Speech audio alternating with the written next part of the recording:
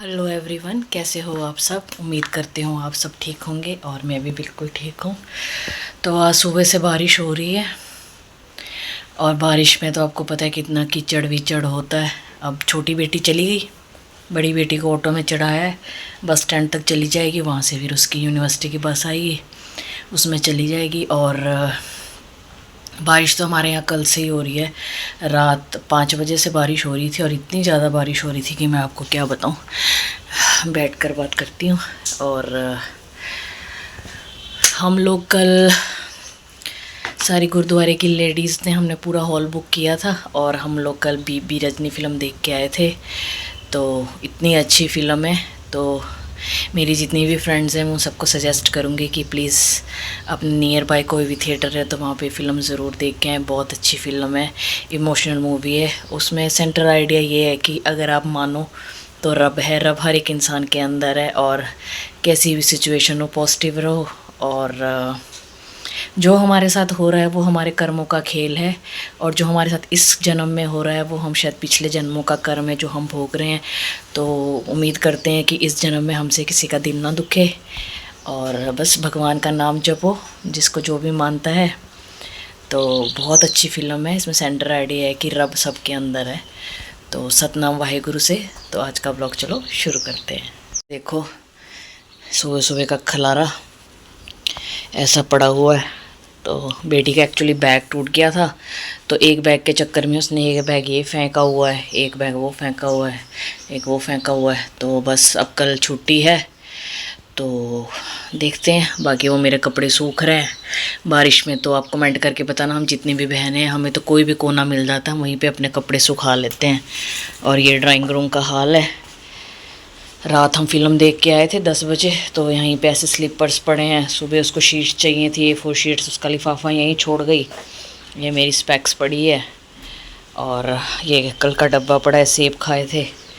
तो सुबह सुबह तो मेरा इतना हेडिक शेड्यूल होता है ना कि बस मैं आपको क्या बताऊं। और ये बेटी का कमरा है, हाल देख लो। पर वो भी क्या करें, आजकल के बच्चों को इतना स्टडी का स्ट्रेस है। बस अब तो लाइफ का एक ही मोटो है कि बच्चे सेट हो जाएं, अपने पैरों पे खड़े हो जाएं। तो हमारे लिए यही बहुत बड़ी बात है और हम लोग एज अ पेरेंट हमारा ये फ़र्ज़ है कि हम अपने बच्चों की अच्छे से टेक केयर करें, उनके डिमांड्स पूरी करें। खासकर कि मेरी तो बेटियां, बेटियों के मामले में थोड़ा सा होता ही है। तो सोचा चलो अब आपसे थोड़ी सी मैं अपनी दिल की बात शेयर कर लूँ। तो ये देखो बाहर का एरिया, शायद आपको बारिश की आवाज़ भी आ रही होगी। ये ऊपर स्टेयर्स जा रही हैं, मैं थोड़ी देर चुप होती हूँ। ये देखिए आपको बारिश की आवाज़, सुबह से बारिश हो रही है। तो यहाँ की लाइट जलाती हूँ। यहाँ पे भी सारा खलारा पड़ा हुआ है। तो चलो फटाफट से सेटिंग शुरू करते हैं। हस्बैंड की भी थोड़ी बहुत ऑफिस की फाइलें वगैरह हैं, तो वो सोच रही हूँ कि यहाँ पे जो मैंने उस दिन ड्रेसिंग टेबल की शिफ्टिंग की थी, शायद आपने मेरे लास्ट व्लॉग में देखा होगा, तो यहाँ पे रख देती हूँ क्योंकि वो उनका सामान इतना यूज़ नहीं होता। अब ये बेडिंग वेडिंग सारी आज खाली करनी है, जो वेस्ट कपड़े वो मुझे निकालने हैं। तो चलिए, तो हमारे यहाँ पे गुरुद्वारे वाले आते हैं जो अनाथ बच्चों को रखते हैं। देखो दोस्तों, बेटी का बेड मैंने सेट कर दिया है। यहाँ से थोड़ी सी चादर एडजस्ट करनी है और बस अब ये बॉटल्स रह गई हैं उठाने के लिए। और ये वो कपड़े हैं जो देने के लिए निकाले हैं मैंने। ये यहाँ पे इनकी ऑफिस की फाइल्स वगैरह हैं, ये मैंने यहाँ पे रख दी हैं। तो फ़िलहाल अभी ये कमरा सेट हुआ है और चलिए अब चलते हैं लाइटें वाइटें बंद करके ड्राइंग रूम की तरफ। अब हम करते हैं ड्राइंग रूम की सफाई और उसके बाद मेन है फिर मेरा कमरा। तो चलिए, ये देखिए बारिश की वजह से कितना बुरा हाल हो गया दीवारों का। ये देखो, सब वाइट वॉश करवाएंगे बारिश के बाद। तो चलिए ये कमरा भी सेट कर लेते हैं। तो ये देखो दोस्तों, मैंने अपना बेडरूम बिल्कुल सेट कर लिया है। वहाँ पे भी कपड़े पड़े थे कूलर के ऊपर, वो भी।